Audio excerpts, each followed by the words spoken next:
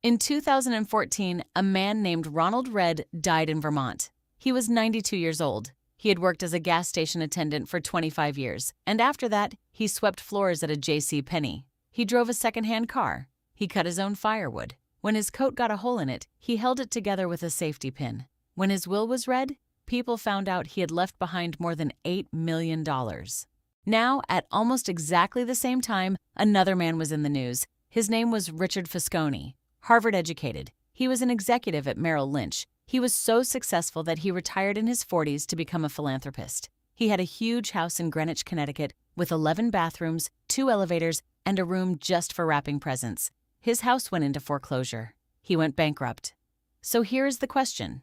How does a janitor with no education beat a Harvard-trained executive at the one thing the executive did for a living? You would never see this in any other field. A janitor cannot perform better heart surgery than a trained surgeon. A janitor cannot build a better bridge than a trained engineer.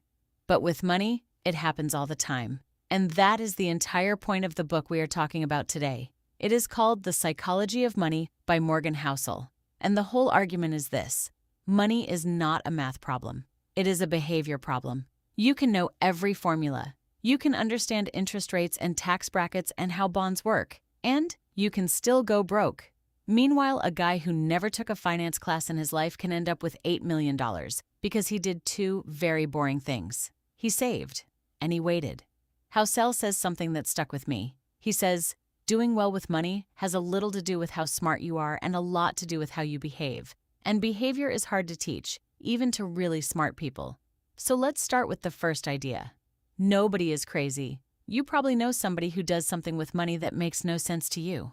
Maybe your uncle keeps all his cash in the house because he does not trust banks. Maybe your cousin buys lottery tickets every week even though she is broke. Maybe your friend refuses to invest in anything at all. You look at them and you think, that is stupid. But here is what Housel points out. Your personal experience with money is maybe 0.000001% of what has actually happened in the world, but it is about 80% of how you think the world works. Think about it. If you were born in 1970, the stock market went up almost 10 times during your teens and 20s. Investing feels obvious. It feels safe. Of course you put money in the market. But if you were born in 1950, the market did basically nothing during those same years of your life. Adjusted for inflation, it was flat. So investing feels pointless. It feels like a scam for rich people. Same country, same market, 2 completely different beliefs, and neither person is stupid. They just lived through different decades. So when someone makes a money decision that looks insane to you, they are not being crazy. They are making a decision that makes perfect sense based on the world they have actually lived in. Every single one of us is walking around with a set of financial beliefs that we got by accident, just from being born when we were born, to the parents we were born to. Which means the first step to being good with money is realizing that your gut instinct about it was handed to you. You did not choose it. All right, so let's talk about the 2 forces that nobody wants to admit are running the show. Luck and risk. Bill Gates went to a high school called Lakeside. In 1968, that school did something almost no other school on earth was doing. It bought a computer. Now understand how insane that is. In 1968, most universities did not have computers. There were roughly 300 million high school-age kids in the world at that time. About 18 million of them were in the United States. About 270,000 were in Washington state, and about 300 were at Lakeside. Gates himself has said, if there had been no Lakeside, there would have been no Microsoft. So 1 in a million. That is roughly the odds of a high school kid getting access to a computer in 1968. And Bill Gates was that one. But here is the part of the story most people never hear. Gates had a best friend at Lakeside named Kent Evans. They were both obsessed with the computer. They were both brilliant. Kent was, by all accounts, just as sharp as Gates was. Before they graduated, Kent went mountain climbing. There was an accident. He died. Same school, same computer, same 1 in a million luck. And one of them became the richest man in the world and the other one died as a teenager. Housel's point is not that hard work does not matter. It obviously does. His point is that luck and risk are the same thing. They are both the reality that life outcomes are shaped by forces that have nothing to do with your effort. And this matters for a really practical reason. When you look at someone rich and copy exactly what they did, you might be copying the part that was luck. And when you look at someone who failed and judge them for it, you might be judging them for the part that was risk. So be careful who you worship, and be careful who you write off. Now, connected to this is something even more important: knowing when you have enough. Let me tell you about Rajat Gupta. He was born in Kolkata. He was orphaned as a teenager, and he clawed his way up to become the CEO of McKinsey, one of the most prestigious consulting firms on the planet.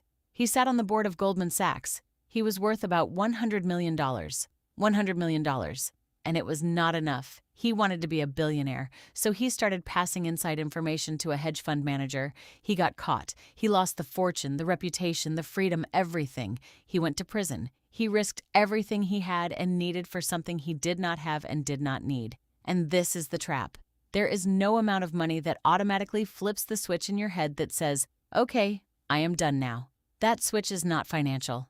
It is psychological. If you do not install it yourself, no amount of money will install it for you. Housel says the hardest financial skill is getting the goalpost to stop moving. So now let's talk about the part everyone gets wrong about Warren Buffett. Buffett is worth, at the time this book was written, about $84.5 billion. Of that, about $81.5 billion came after his 65th birthday. Read that again. More than 95% of his money arrived after most people have already retired. Buffett started investing when he was 10 years old. By the time he was 30, he had about $1 million. Now, here is the thought experiment Housel runs. Imagine Buffett had done what a normal person does. Imagine he started investing at 30 instead of 10 and retired at 60 instead of working into his 90s. Same skill, same returns, same everything. He would be worth about $12 million. $12 million instead of $84 billion. 99.9% less. Same investor. So Buffett's real secret is not that he picks better stocks. It is that he has been picking stocks for 80 years. His skill is investing. His secret is time. And there is a man who proves this from the other direction. Jim Simons runs a hedge fund that has earned around 66% per year since 1988. That is more than double Buffett's return rate. It is the best track record in financial history. And Simons is worth about a quarter of what Buffett is worth. Why? Because he did not hit his stride until he was 50. He had a third fewer years to compound. Compounding does not care how brilliant you are. It cares how long you leave it alone. Which brings us to the ugly part. Getting wealthy and staying wealthy are two completely different skills. Getting wealthy takes risk, optimism, putting yourself out there. Staying wealthy takes the opposite. It takes fear. It takes paranoia. It takes survival. There is a name most people have never heard. Rick Guerin. In the 1970s, there were three of them: Warren Buffett, Charlie Munger, and Rick Guerin. Same investments, same deals, same room. You know the first two names, you have never heard the third one. What happened? Guerin was in a hurry. He used borrowed money to move faster. Then, the market crashed in 1973 and 1974, and it fell almost 70%. He got margin calls. He had to sell, and he sold his Berkshire Hathaway shares to Warren Buffett for under $40 a share. Those same shares are worth hundreds of thousands of dollars today. Buffett and Munger were not smarter than Guerin. They just were not in a rush. Guerin was equally good at getting wealthy. He was worse at not going broke. So the single most important word in all of this is survival, not returns, not being right. Survival. Because compounding only works if you can give something years to grow, and you can only do that if you are still in the game. Okay, last stretch. And this is the part that will actually change how you look at the people around you. Housel talks about something he calls the man in the car paradox. When you were young, did you ever see somebody drive past in a Ferrari and think, "Wow, that guy is amazing"? Probably not. What you actually thought was, "Wow, imagine if that was me. Imagine how people would look at me." Nobody was thinking about the driver, not even for a second. Housel worked as a valet in his 20s, parking these cars all day, and that is the lesson he took from it. When you buy something flashy to earn respect, the people who see it do not admire you. They just imagine themselves in your place. You spent the money. They got the fantasy. And this leads to the most useful sentence in the whole book. Wealth is what you do not see. If somebody has $100,000 and they spend it on a car, they now have a nice car and no money. The money is gone. You can see the car. That is not wealth. That is the absence of wealth. Real wealth is the money you did not spend. The nice thing you did not buy. It is invisible by definition, which is exactly why it is so hard to learn from. You can watch a rich person spend, but you can never watch a rich person not spend. So how do you actually build it? Housel's answer is almost annoyingly simple. Your savings rate matters more than your income and more than your investment returns. You cannot control what the market does next year. You cannot always control what you earn, but you can absolutely control what you spend.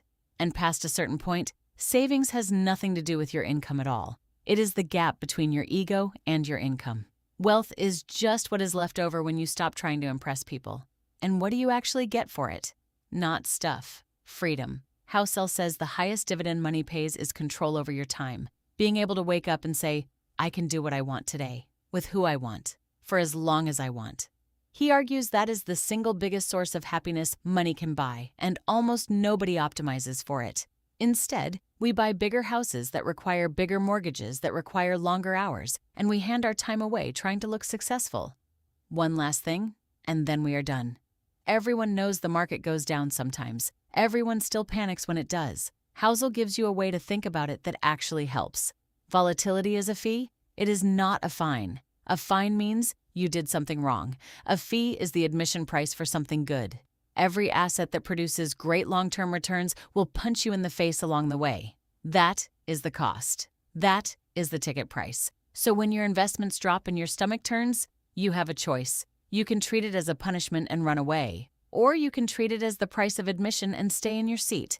The people who understand that it is a fee are the ones who are still there in year 30 when the compounding finally gets loud. Which brings us right back to Ronald Read, the janitor. He did not beat Wall Street because he was smarter than Wall Street. He bought decent companies. He held them for decades. He never sold in a panic. He never tried to look rich. And he let time do the only thing time knows how to do. That is it. That is the whole thing.